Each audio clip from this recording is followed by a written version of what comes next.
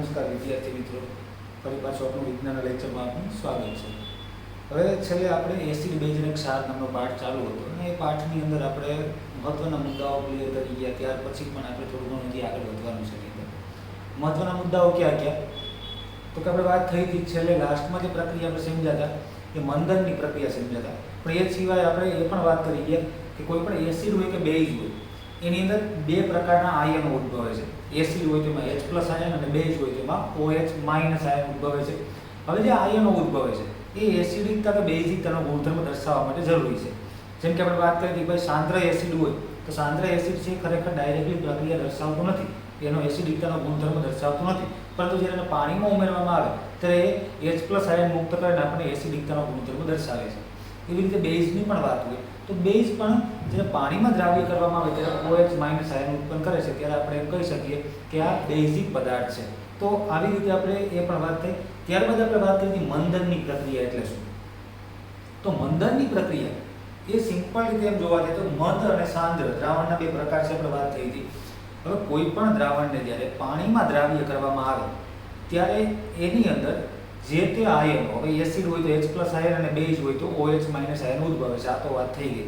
પરંતુ જ્યારે એમાં વધુ પ્રમાણમાં પાણી ઉમેરવામાં આવે ત્યારે ઓલરેડી બધા H+ આયન કે OH- આયન છૂટા પડી ગયા હશે। હવે જ્યારે વધુ પ્રમાણમાં જ્યારે પાણી ઉમેરવામાં આવે તો એકમ કદ દીઠ જે H+ કે OH- આયનો હતા એની સંખ્યામાં ક્રમશઃ શું થાય છે? ઘટાડો થાય છે। મેં ગયા વખતે વાત કરી હતી કે ધારો તમે 10 ml HCl લ્યો, 100 ml પાણી લ્યો, આ બંને મિશ્ર કરવામાં આવે। મિશ્ર કરવામાં જ્યારે આવે છે ત્યારે એની અંદર H+ આયનો ઉદ્ભવ્યા છે। હવે H+ આયનો શું શરૂઆતમાં 100 ml પાણીની અંદર વ્યવસ્થિત રીતે બધી જગ્યાએ એકમ કદ દીઠ અલગ અલગ જગ્યાએ સમાન રીતે પ્રસરણ પામેલા છે, સમાન રીતે ગોઠવાયેલા છે। પરંતુ જ્યારે હજી પણ એમાં 50 ml એક્સ્ટ્રા પાણી ઉમેરવામાં આવે તો HCl તો આપણી પાસે છે નહીં, એ તો 10 ml તો એ ઓગળી ગયો હશે, એના આયનો બની ગયા હશે। વધુ માત્રામાં જ્યારે તમે 50 ml વોટર એમાં અંદર નાખો ત્યારે શું થાય છે? તો કે જે એકમ કદ જે હતું જે પાણી દ્વારા બનેલું એ હવે વિસ્તરશે, થોડુંક કદ મોટું થશે, કારણ કે બીકરમાં જગ્યા વધુ રોકશે, 50 ml પાણી આવશે એટલે તો જે H+ આયનો હતા એને વધુ મોકળાશ મળશે, વધુ મોકળાશ મળશે એટલે એકમ કદ જે H+ આયનો હતા એ હવે વધુ માત્રામાં વિસ્તરિત થયેલા હશે। જેમ કે આપણે સામાન્ય વાત કરીએ તો કે અમદાવાદની અંદર જે વસ્તી છે એની સાપેક્ષમાં વિસ્તાર છે એ ઓછો છે। કોની કમ્પેરિઝનમાં? તો કે આપણે કચ્છ જિલ્લાની વાત કરીએ, કચ્છ જિલ્લામાં એકમ ક્ષેત્રફળ દીઠ એટલે કે એકમ ચોરસ મીટર કે એકમ ચોરસ કિલોમીટર દીઠ આપણે જોઈએ તો જે વસ્તીની સંખ્યા છે એ બહુ ઓછી છે। કોની કમ્પેરિઝનમાં? તો કે અમદાવાદની કમ્પેરિઝનમાં। અમદાવાદની અંદર એકમ ચોરસ કિલોમીટરમાં માણસોની સંખ્યા વધુ છે। તો એવી રીતે એ 2 ડાયમેન્શનની જમીનની વાત થાય, અહીંયા આપણે કદની વાત કરવાની છે કે ભાઈ જે એકમ કદ છે એમાં કેટલા H+ આયનો છે અને હવે જો વધુ 50 ml પાણીમાં નાખીએ તો એ આયનોની સંખ્યા કેટલી થઈ જાય છે અને આયનો ખૂબ જ ઓછા થવાના। એટલે આ પ્રકારનું જે દ્રાવણ બને તમે વધુ માત્રામાં જ્યારે એમાં પાણી એડ કરતા જાઓ ત્યારે એ દ્રાવણ છે હવે મંદ બનતું જાય છે। તો આ પ્રક્રિયા હતી એ મંદનની પ્રક્રિયા હતી। પણ મોસ્ટ ઇમ્પોર્ટન્ટ થિંગ અહીંયા એ છે કે મંદનની પ્રક્રિયા કરતી વખતે પણ અમુક પ્રકારની સાવચેતી રાખવી પડે, ખાસ તો એસિડની બાબતમાં। હવે પ્રશ્ન એ થાય કે સાંદ્ર એસિડ છે તો તમને એવું થાય કે ભાઈ આપણે પાણીમાં મીઠું ઉગાડીએ, મીઠામાં પાણી ઉગાડીએ શું ફેર પડે? પરંતુ એસિડની બાબતમાં એવું નથી। એસિડની બાબતમાં તમારી પાસે બે ઓપ્શન છે, એમાં તમારે એક જ સિલેક્ટ કરવાનું છે, કાં તો એસિડમાં પાણી ઉમેરો કાં તો પાણીમાં એસિડ। આ બે ઉલટી બાબતો નહીં ચાલે। તમે એસિડમાં પાણી ઉમેરો કે પાણીમાં એસિડ ઉમેરો, આમાં પણ એક ઇમ્પોર્ટન્ટ વસ્તુ એ છે કે તમે જ્યારે એસિડ હોય એમાં જ્યારે પાણી ઉમેરવામાં આવે, એસિડમાં જ્યારે પાણી ઉમેરવામાં આવે ત્યારે એ વસ્તુમાં કંઈ વાંધો નથી આવતો, પરંતુ જ્યારે પાણીમાં એસિડ નાખવામાં આવે, પાણીમાં જ્યારે એસિડ નાખવામાં આવે ત્યારે શું થાય છે? પ્રક્રિયા એવી કંઈક થાય છે કે ભાઈ જ્યારે સામાન્ય રીતે આપણે જોવા જઈએ એક આપણે તમારી પાસે પ્રશ્ન છે કે હું તમને વચ્ચે એ તરફ લઈ જવા માંગુ છું કે સાંદ્ર એસિડને મંદ કરતી વખતે શા માટે તેને પાણીમાં ઉમેરવામાં આવે છે? મતલબ કે એસિડને પાણીમાં ઉમેરવામાં આવે પણ પાણીમાં એસિડ નાખવામાં આવતો નથી। આવું થયું કારણ કે સાંદ્ર એસિડને મંદ કરતી વખતે શા માટે તેને પાણી, તો સાંદ્ર એસિડને મંદ કરતી વખતે જો એસિડમાં પાણી ઉમેરવામાં આવે તો ઉત્પન્ન થતી ઉષ્મા મિશ્રણને બહાર તરફ ઉછાળી શકે છે। એટલે કે સાંદ્ર એસિડને મંદ કરતી વખતે જો એસિડમાં પાણી ઉમેરવામાં આવે, એસિડમાં પાણી ઉમેરવામાં આવે તો ઉત્પન્ન થતી ઉષ્મા મિશ્રણને બહારની તરફ ઉછેળી શકે છે. એટલે કે એસિડને તમારે પાણીમાં ઉમેરવાનો નથી, પરંતુ પાણીમાં એસિડ નાખવાનો છે. એના કારણે શું થાય છે હકીકતમાં કે જ્યારે તમે એસિડમાં પાણીમાં એસિડ નાખો ત્યારે એસિડને એમ થાય છે કે હવે અણુ પાણીના ક્યાંય છે જ નહીં, એટલે તાત્કાલિક રીતે ઘણી બધી ઉષ્મા ઉત્પન્ન કરી દે છે. તો એ ઉષ્મા ઉત્પન્ન થાય છે ત્યારે એને ખબર નથી કે જથ્થો જે પાણીનો ઘણો બધો આવે છે, પરંતુ એ તાત્કાલિક છાંટા ઉડે છે. પરંતુ પાણીમાં જ્યારે એસિડ એડ કરવામાં આવે તમામ પ્રકારના અણુ દ્વારા જે ઉષ્મા ઉદ્ભવે છે, ઉષ્મા છે એ કોણ એબ્ઝોર્બ કરી લે? પાણીના અણુ. અને પાણીના અણુ ઉષ્મા એબ્ઝોર્બ કરી લે એટલે એ પ્રક્રિયા દરમિયાન કોઈ પણ જાતની મુસીબત પડતી નથી ને આપણે દાજી શકતા નથી અને દાજતા પણ નથી. પરંતુ આમાં એક ખતરો રહે છે. જે પહેલી વાત છે એમાં ખતરો છે કે ભાઈ જ્યારે એસિડમાં પાણી ઉમેરીએ ત્યારે છાંટા ઉડે છે, અથવા તો બીકર છે કાચનું તૂટી શકે છે, પાત્ર તૂટી શકે છે તમારું કોઈ પણ. તો એ એક સાવચેતીના ભાગરૂપે હંમેશા માટે યાદ રાખજો કે ભાઈ તમે બીકર તમારી પાસે જે છે એમાં એસિડ છે ધારો કે,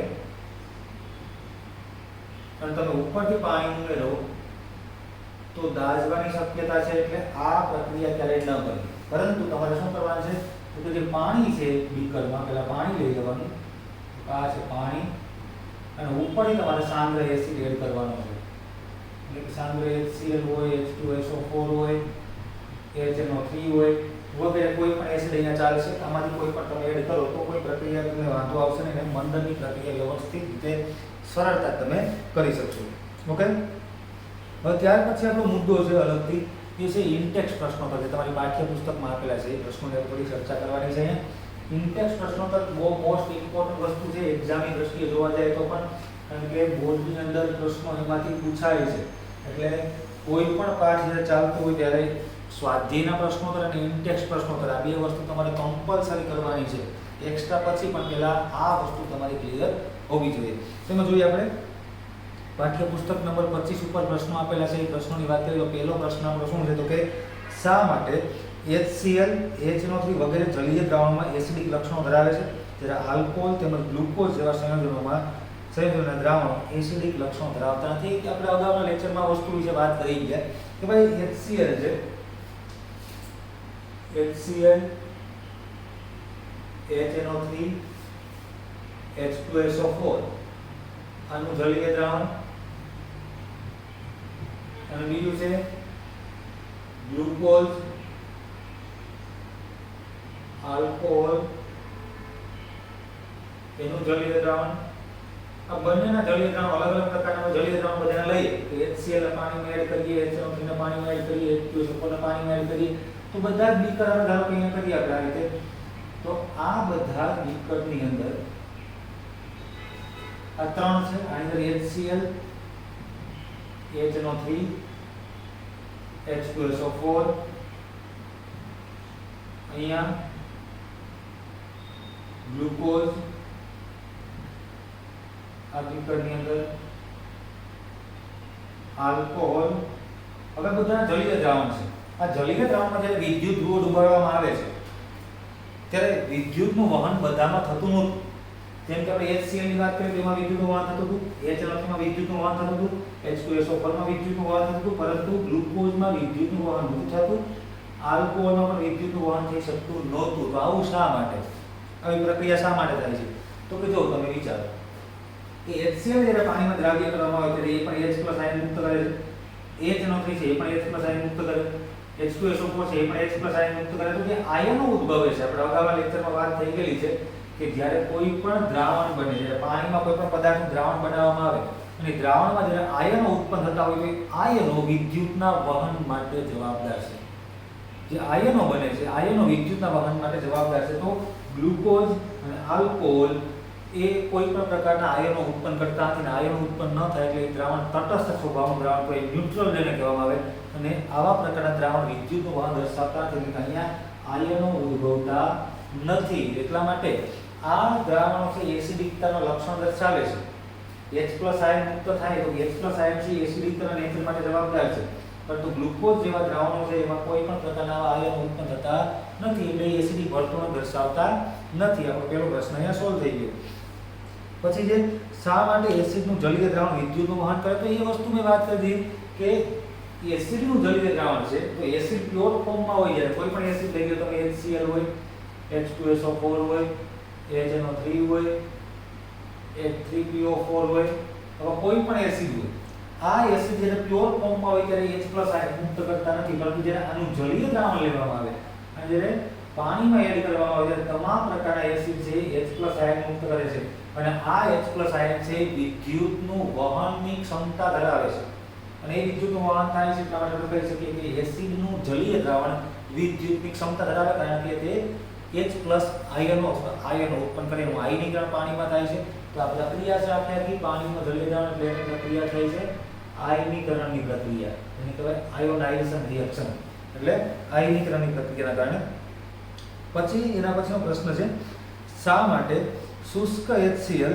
વાયુ શુષ્ક લિટમસ પેપરનો રંગ બદલતો નથી હવે શુષ્ક HCl એટલે કે જે HCl એટલે હાઇડ્રોજન ક્લોરાઇડ વાયુ છે એ શુષ્ક એટલે કે સૂકું લિટમસ પત્ર હોય છે આપણે પ્રવૃત્તિ આગળ કરી ગયા હતા કે જ્યારે H2SO4 છે એની પ્રક્રિયા આપણે કોની સાથે કરી હતી NaCl સાથે તો અહીંયા 2 રાખી દઈએ અહીંયા બને છે Na2SO4 અને +2HCl બે હાઇડ્રોજન ક્લોરાઇડના અણુ બન્યા હતા આ બંને હાઇડ્રોજન ક્લોરાઇડના અણુ છે વાયુ સ્વરૂપે બહાર નીકળતા હતા અહીંયા આપણે સૂકું લિટમસ પત્ર રાખ્યું ક્યાં કર્યું તો ભૂરું લિટમસ પત્ર હતું ભૂરા લિટમસ પત્ર પર જ્યારે HCl કોન્ટેક્ટમાં આવી ગયો ત્યારે કોઈ પણ પ્રકારનું રંગ પરિવર્તન જોવા મળ્યું નહોતું કારણ કે શુષ્ક HCl છે એમાં H+ આયનો મુક્ત થતા નથી જ્યારે H+ આયનો મુક્ત ન થાય ત્યારે કોઈ પણ પ્રકારની લિટમસ પત્ર ટેસ્ટ ન બતાવે એમ તો pH કે આ કે હમણાં જે આપણે ભણવાના છે આગળ કોઈ જાતની પ્રક્રિયાઓ દર્શાવશે ને એની એસિડિક વર્તણૂક છે તમને ક્યારે ખબર પડે કે જ્યારે એનું જલીય દ્રાવણ બનાવવામાં આવે કે જલીય દ્રાવણ છે એમાં જ્યારે H+ આયનો મુક્ત થાય ત્યારે એની એસિડિકતાની વર્તણૂક દર્શાવે ત્યારે જ લિટમસ પત્ર પોતાનો રંગ પરિવર્તનનો ગુણધર્મ દર્શાવે છે એટલે આ વસ્તુ ખાસ યાદ રાખજો ભૂલાય નહીં કે HCl હોય કે કોઈ પણ એસિડ હોય એનું જલીય દ્રાવણ બને ત્યારે એનો એસિડિકતાનો સ્વભાવ દર્શાવે છે એ સિવાયનો નેચર તટસ્થ રહે છે અથવા કોઈ પણ પ્રકારનો તમને રિએક્શન આપશે નહીં તો આ રીતે જ્યારે શુષ્ક પણ જ્યારે આપણે બીજી વાર જે પ્રશ્નના સંદર્ભમાં નથી પણ હું તમને વાત કરી દઉં કે આપણે શું કીધું હતું કે રંગ પરિવર્તન ક્યારે જોવા મળ્યું હતું તો કે જ્યારે તમે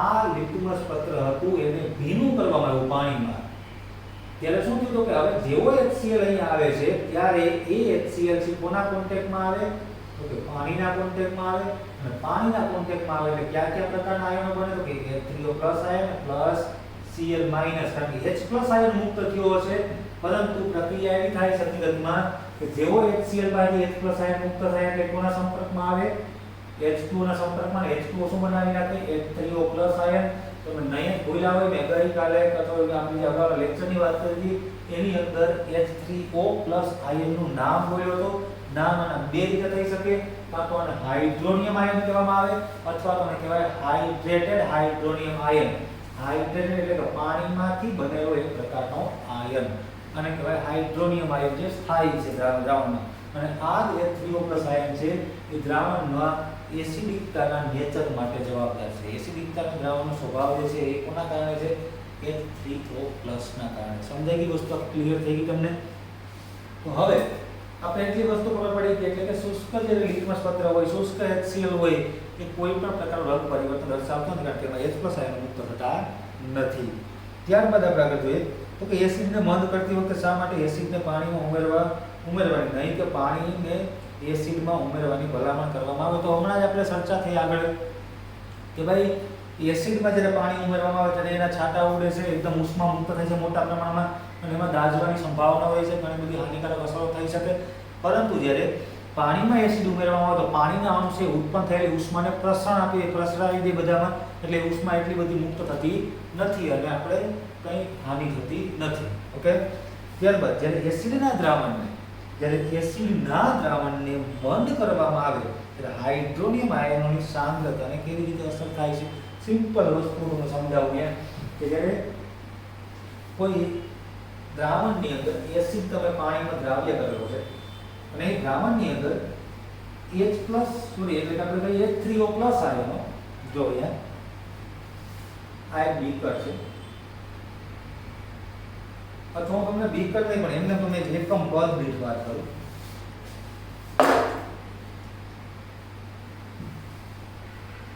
ધારો કે અહીંયા આ એક એકમ કદ છે આપણું બીકરની અંદર. આની અંદર પાણીમાં એક એસિડ ઉમેરેલો છે અને એ દરમિયાન એટલા કદ દીઠ હું અહીંયા કરું છું H3O+ આવે તો કે એક H3O+ અહીંયા આપણે લઈએ H3O+.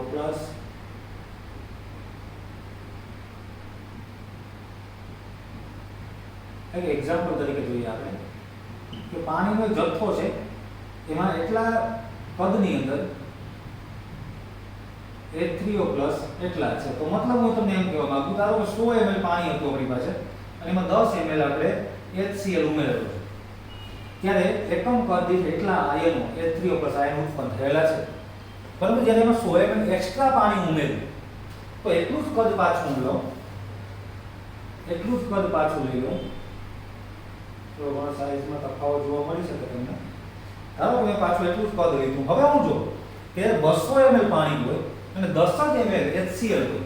હવે થઈ ગયું 200 ml પાણી અને પ્લસ 10 ml HCl. ત્યારે H3O+ આયનની સાંદ્રતા કેટલી? તો કે H3O+ એકાદ અહીંયા હશે, એકાદ અહીંયા હશે, એક અહીંયા લખી નાખીએ આપણે, એક અહીંયા લખીએ, એક અહીંયા લખીએ. તો જો તમે સિમ્પલ રીતે તમે લોજિકથી જોઈ શકો અહીંયા કે જ્યારે 100 ml પાણી અને 10 ml HCl હતો ત્યારે એકમ કદ દીઠ H3O+ આયનની સાંદ્રતા વધુ હતી. પણ જ્યારે આપણે 200 ml પાણી લીધું અને એમાં 10 ml HCl નાખવામાં આવ્યો ત્યારે ઉત્પન્ન થયેલા H3O+ ની સંખ્યા તો એટલી જ હશે પરંતુ કદ વિસ્તાર વધી ગયો. એકમ જે કદ દીઠ જે H3O+ આયન હોવા જોઈએ એના કરતાં અહીંયા ખૂબ જ ઓછા છે. તો સિમ્પલ વાત છે કે જ્યારે દ્રાવણમાં કોઈ પણ એસિડિક દ્રાવણ હોય એની અંદર તમે વધુ માત્રામાં જ્યારે પાણી ઉમેરો જ્યારે વધુ મંદ કરવામાં આવે ત્યારે એકમ કદ દીઠ H3O+ આયનની સાંદ્રતા ઘટે છે. ઓકે, તો આ દ્રાવણને મંદ કરવાની પ્રક્રિયા કહેવાય એટલે મંદનની પ્રક્રિયા થઈ છે. ઓકે, તમારો પ્રશ્ન સોલ્વ થઈ ગયો છે. ત્યારબાદ એટલે કે એકમ કદ દીઠ H3O+ આયનની સાંદ્રતામાં ઘટાડો જોવા મળે. ત્યારબાદ છે જ્યારે સોડિયમ હાઇડ્રોક્સાઇડ દ્રાવણમાં વધુ પ્રમાણમાં ભેજ ઓગાળવામાં આવે ત્યારે હાઇડ્રોક્સાઇડ આયનો OH- આયનની સાંદ્રતાને કેવી અસર કરે થોડુંક અહીંયા સમજવાનું છે આપણે ખાલી. ધારો કે આપણે હવે એ જ રીતે પ્રોસેસ બેઝ માટે કરવાની છે.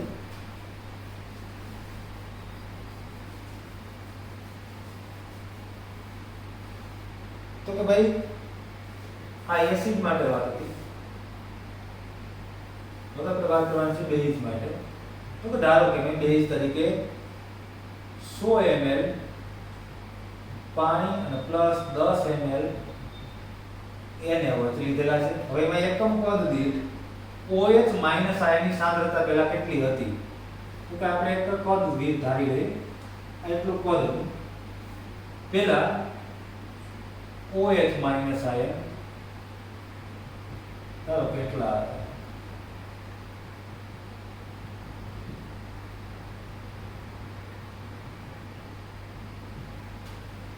ml પાણી 10 ml NaOH.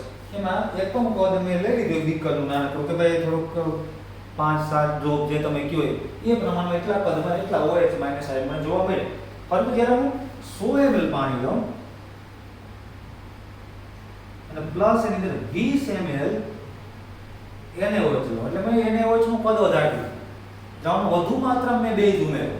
તો ત્યારે શું થાય તો કે આપણે એ વસ્તુની કલ્પના કરીએ અહીંયા એક જે વસ્તુ જોઈએ કે ભાઈ જ્યારે એકમ કદ એટલું જ લઈએ આપણે અને એકમ કદની અંદર OH- આયનની સંખ્યા ની સાંદ્રતા જે છે એમાં શું થયું હશે? તમે સિમ્પલ રીતે વિચારી શકો કે 100 ml પાણી તો બે જગ્યાએ સમાન છે, પાણીનો જથ્થો બે જગ્યાએ સમાન છે, પરંતુ અહીંયા 10 ml NaOH હતા, અહીંયા 20 ml NaOH થઈ ગયા. તો OH- આયનની સાંદ્રતા ઓબ્વિયસલી વધી હશે.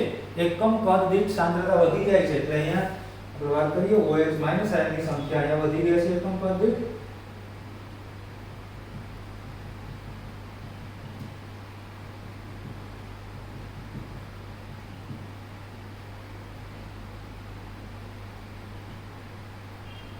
તો એકમ કદ દીઠ OH- આયનની સાંદ્રતા વધી ગઈ.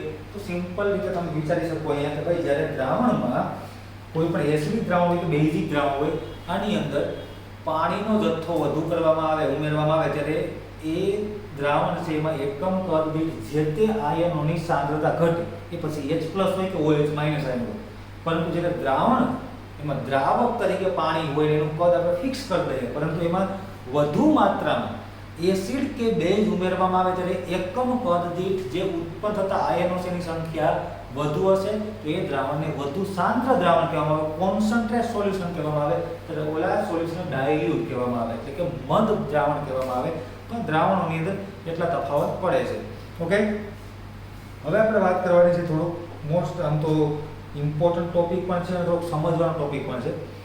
થોડું ઘણું કદાચ આગળના ધોરણોમાં તમે ક્યાંક ભણ્યા હોય, કદાચ તમને નામ એવું આડું આવ્યું હોય, તો આપણે વાત કરવાની છે હવે બહુ ઇમ્પોર્ટન્ટ અને એનાલિટિકલ કેમિસ્ટ્રીમાં સૌથી ઉપયોગમાં લેવાતી વસ્તુ એટલે કે જેને કહેવામાં આવે pH માપક્રમ. જોઈએ જબરથી છે.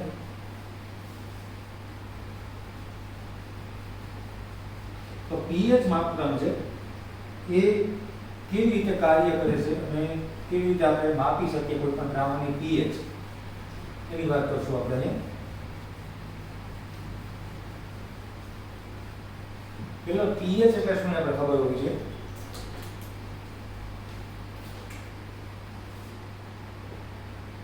pH માપક્રમ આ લખતી વખતે પણ ખાસ યાદ રાખવાનું છે. P છે સ્મોલ લેટરમાં લખવાનું છે, H છે કેપિટલમાં આવશે કારણ કે હાઇડ્રોજનનો H છે અને આનું આખું નામ થાય છે પોટેન્શિયલ ઓફ હાઇડ્રોજન. તો પોટેન્શિયલ એટલે કે શક્તિ, પ્રમાણ, એક પ્રકાર. કોઈ પણ દ્રાવણમાં H+ આયનોની સાંદ્રતા કેટલી છે એ દર્શાવતા માપક્રમને pH માપક્રમ કહેવામાં આવે. કોઈ પણ દ્રાવણમાં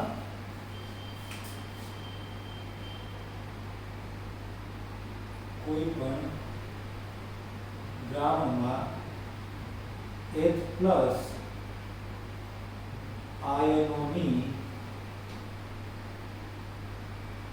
સાંદ્રતાના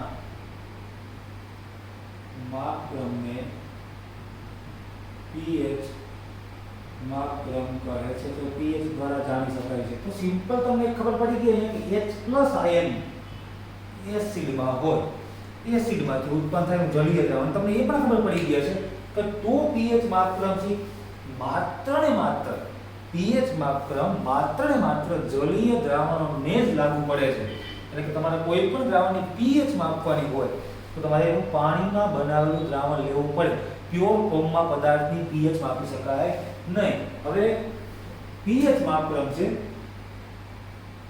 pH માપક્રમ 0 થી 14 સુધી ગણવામાં આવે. 0 થી 14 સુધી pH માપક્રમ હોય. આપણે ગ્રાફિકલ રીતે જોવા જઈએ તો આ રીતે હોય છે. હવે આમાં જો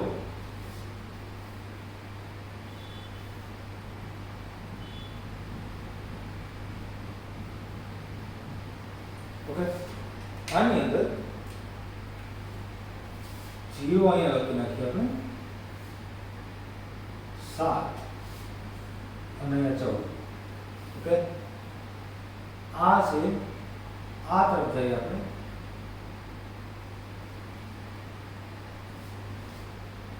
તો H+ ની સાંદ્રતા અને આ તરફ આવીએ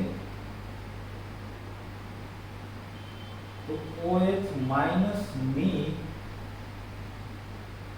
સાંદ્રતા. સમજવાનું ખાલી એટલું છે કે દ્રાવણ છે એના 3 પ્રકાર હોય. 3 પ્રકાર ક્યાં ક્યાં? તો કાં તો દ્રાવણ છે અહીંયા આપણા પાઠના સંદર્ભમાં એસિડ હશે, કાં તો બેઝ હોય અને કાં તો એકેય ન હોય, એ તટસ્થ હોય. એસિડ, બેઝ કે ન્યુટ્રલ અથવા તટસ્થ હોય. હવે pH માપક્રમમાં 3 પાર્ટ પડે છે. આમ તો એક છે 0 થી 6, એક 7 અને એક 8 થી 14. એટલે આમ તો ખરેખર એવું થાય કે 0 થી 7 સુધી આવે, પછી 7 પ્રોપર. એટલે આપણે 7 કરતા ખરેખર અહીંયા એમ લખીએ કે 6 પોઈન્ટ સમથિંગ, કારણ કે 7 એ નહીં, 4 તો આંકડો પછી અલગ વસ્તુ બતાવે. તો હું તમને ખાલી એટલું કહેવા માંગુ, એટલે આંકડાની બીજામાં તમારે ન પડવું હોય તો તમને હું એટલું કહેવા માંગુ કે 3 પાર્ટમાં તમે અહીંયા આ ભાગ 7 એટલે કહેવાય તટસ્થ. પાણીની pH 7 છે તો પાણી કેવું છે? તટસ્થ, નથી એસિડિક નથી બેઝિક. પણ જ્યારે તમે હવે તમે જુઓ H+ આયનની બાબતમાં જે આ બ્રોડનેસ છે, આ ભાગ એટલો એ ધીમે ધીમે તમે આમ જાઓ તો આ ભાગ છે સંકોચાતો થાય. જો અહીંયા કોઈ તો હાવ નેરો ભાગ થઈ જાય. તો H+ આયન છે એની સાંદ્રતાનો વિસ્તાર બતાવે આખે આખા. તો તમે જ્યારે અહીંયા ડાબી બાજુથી જમણી બાજુ તરફ અહીંયા જઈએ આપણે તો H+ આયનની સાંદ્રતા ઘટતી જાય છે અને જેમ H+ આયનની સાંદ્રતા ઘટે એમ દ્રાવણની એસિડિકતા ઘટે. તો તમે ઉલટી રીતે વિચારો કે જ્યારે તમે અહીંયાથી સ્ટાર્ટ કરો ત્યારે કારણ કે આ ક્ષેત્ર એવું છે અહીંયા આ ભાગની અંદર H+ અને OH- આયનની સંખ્યા કે સાંદ્રતા બે સમાન હશે. એટલે આપણે આ ભાગને અહીંયા આ રીતે દર્શાવીએ. આ સેન્ટર જે પોઈન્ટ છે 7 નો એ 7 ના ભાગે શું હોય તો કે OH- આયન દ્રાવણમાં OH- આયન અને H+ આયનની સાંદ્રતા કેવી છે? સમાન ઇઝ ઇક્વલ ટુ બધાય OH- અને H+ આયન બે સમાન સાંદ્રતા ધરાવતા હોય. પરંતુ જેવા આ બાજુ આવ્યા આપણે તો H+ આયનની સાંદ્રતા આ તરફ જઈએ એમ વધે છે. તો કે અહીંયા આ તરફ આવો તો દ્રાવણની એસિડિકતા વધે. કારણ કે જેમ દ્રાવણમાં H+ આયન વધારે એમ દ્રાવણની એસિડિકતા વધે. તો તમે જમણી બાજુથી ડાબી બાજુ તરફ આવ્યા આપણે તો દ્રાવણની એસિડિકતામાં શું થયું? વધારો છે. પરંતુ જ્યારે તમે તટસ્થની આ બાજુ એટલે કે 7 થી અને 14 સુધી જાઓ તો દ્રાવણની અંદર OH- આયનની સાંદ્રતા વધે છે. જો અહીંયા આ OH- આયન છે અહીંયાથી સ્ટાર્ટ થાય વિસ્તાર મોટો થતો જાય. અહીંયા એકદમ બ્રોડ વિસ્તાર અહીંયા બની ગયો. કારણ કે શું બતાવે? OH- આયનની સાંદ્રતા. તો OH- આયનની સાંદ્રતા આ તરફ આવતા વધે છે તો દ્રાવણની બેઝિકતા વધે છે. સિમ્પલ વાત છે. તો બેઝિકતા વધે. ફરી પાછું કહી દઉં, દ્રાવણમાં જેમ H+ આયનની સાંદ્રતા વધારે એમ શું થાય? દ્રાવણ વધુ એસિડિક બને. તો જેમ જેમ તમે આ તરફ આવો એમ H+ નો વિસ્તાર વધતો જાય એટલે કે દ્રાવણની એસિડિકતા વધે છે. તો સિમ્પલ વાત એવી થઈ કે pH માં ઘટાડો એમ એસિડિકતામાં વધારો. સાઈડમાં પોઈન્ટ લખું, pH માં ઘટાડો તેમ એસિડિકતામાં વધારો. પરંતુ બેઝિકના સંદર્ભમાં એવું નથી. pH માં વધારો તેમ બેઝિકતામાં વધારો. કારણ કે જેમ જેમ pH વધે તેમ બેઝિકતા વધે, પરંતુ pH વધે તેમ એસિડિકતા ઘટે. તો આપણે એમ કહી શકીએ કે pH જેમ જેમ ઘટતી જાય તેમ એસિડિકતા વધતી જાય છે.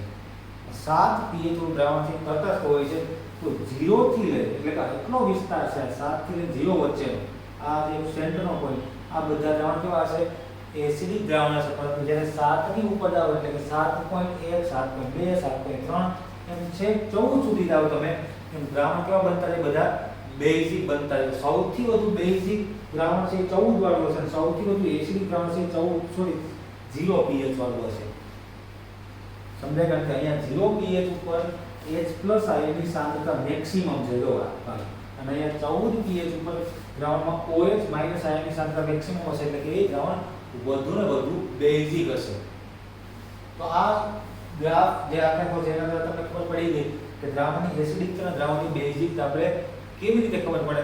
તો આ pH માપનો pH માપનમાં તમારે કોર્સમાં સૂત્રને નીકળી ગયો pH ગણવી કેવી રીતે કોઈ પણ દ્રાવણ. તો કોઈ પણ દ્રાવણ સિવાય એક શબ્દ વપરાય છે મોલારિટી.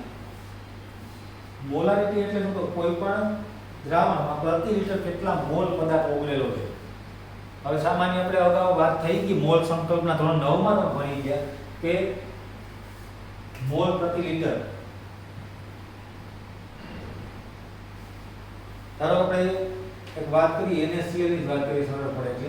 NaCl એનો આણ્વીય દળ છે કેટલું? સોડિયમ 23 અને ક્લોરીન 35.5 એટલે 58.5 યુનિફાઈડ એને આપણે ગ્રામમાં કન્વર્ટ કરીએ એટલે 58.5 ગ્રામ થશે.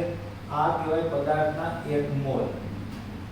હવે એટલું દ્રાવણ છે એ આપણે 1 લિટરમાં બનાવીએ પાણીમાં તો આને કહેવાય 1 મોલ પ્રતિ લિટર NaCl નું દ્રાવણ.